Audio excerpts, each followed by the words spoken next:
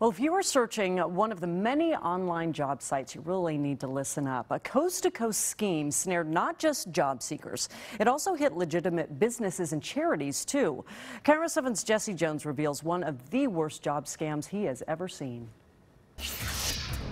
Tacoma's Shelly Santian was caught in the triple play of scams. It's the craziest thing that's ever happened in my life, for sure. First, a fake job listing for a real law firm. I was receiving resumes for a job posting I hadn't posted. Followed by a phishing attempt for financial information and ending with a fraudulent check sent via FedEx. I haven't really gotten over the shock of it yet. And it all began through one of the world's biggest employment websites, Indeed.com. I feel used and like I don't know who to trust anymore. See, Shelly is one of the estimated 250 million people who visit Indeed.com every month. She used the site to apply for a front desk clerk position at Schomer Law Firm in Tacoma. It's super easy. It's like one click and they send your resume off to them and they do the rest from there. And that caught attorney Kim Schomer by surprise. And my question to Indeed is, how are they allowing another account to be generated using Schomer Law Firm without my consent? While Schomer was trying to get more answers from Indeed, Shelly was getting mails from a Darren Mortensen, claiming to represent the law firm and a charity named the Yeated Charitable Foundation out of New York. He works supposedly for a company that deals with donations for large amounts and wanted help with doing all that. I looked and found the Yeated Charitable Foundation's federal tax returns. It's legit. A representative of the charity told me the Indeed listing is a scam, and they've been contacted by law enforcement multiple times about it. So it's very weird. Weird and then frustrating, because Shelly didn't appreciate the question Darren asked next. Via direct deposit or check, how would you like to be paid?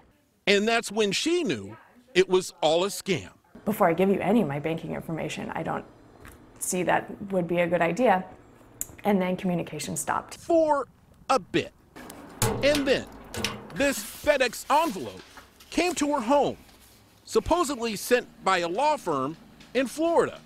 Found inside a check for more than $3,400. What I'm supposed to do with this check was, through my mobile banking app, put it into my bank account, and then so that I could have access to the funds, so that I can then use this money as the donation to give to the person who's receiving it. Kim Schomer says she never got the answers she was looking for from Indeed. So not only is my reputation at stake, but also now the public is being harmed, and there's nothing anyone's seemingly doing about it. And Shelly's done. However, she's not sure the scammers are finished with her. I mean, they have all my information. They have all my job history, all my contact info, everything. And it's like, how am I supposed to feel safe? And I'm looking for a job. In a statement, Indeed.com says, Indeed has a team dedicated to the search quality effort and employs a variety of techniques to review job advertisements to determine their suitability. Indeed reserves the right to remove any job postings that do not meet our standards, and we encourage job seekers to report any suspect job advertisements to us, or if they feel it is necessary, to make a report to the police. Now, understand this. That check sent to Shelly was a fake. And if she would have deposited it and sent the money to the people the scammers wanted her to, it would have been curtains for her finances. Always remember, if it's too good to be true, probably is. In Seattle, Jesse Jones, KIRO 7 News. You may still have your doubts, though, and that's why Jesse's there. So if you have something you want him to investigate, give him a call, the number 844-77-JESSE, and you can also submit story ideas on jessejones.com.